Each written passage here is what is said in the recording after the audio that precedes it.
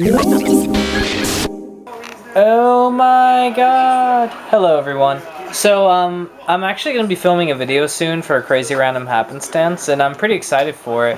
I couldn't even believe that this was happening yet, but this month marks the 20th anniversary of the Super Nintendo, which is pretty crazy. It was the only Nintendo system I never owned, so I'm looking forward to kind of doing research of it and doing research of it and kind of like looking it up and talking about it and stuff like that because yeah, actually I'll tell you guys a funny story because this is not going to be on the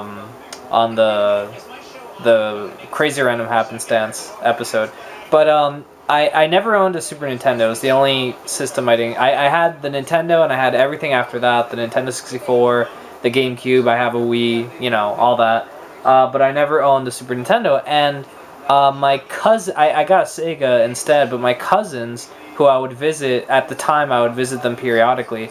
One of them owned the Super Nintendo, so every time I came over, I would play the Super Nintendo because it's something I didn't have, and I'm like, oh my god, this is so cool.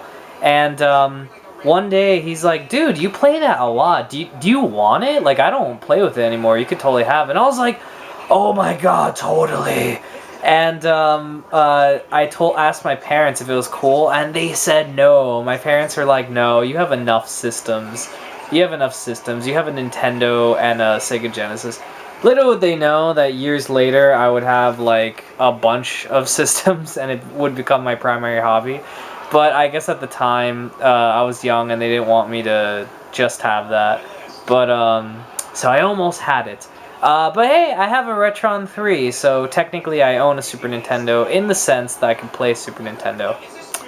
So anyway, that is today's story. Lena's belt is really cool, and I'm turning off the camera.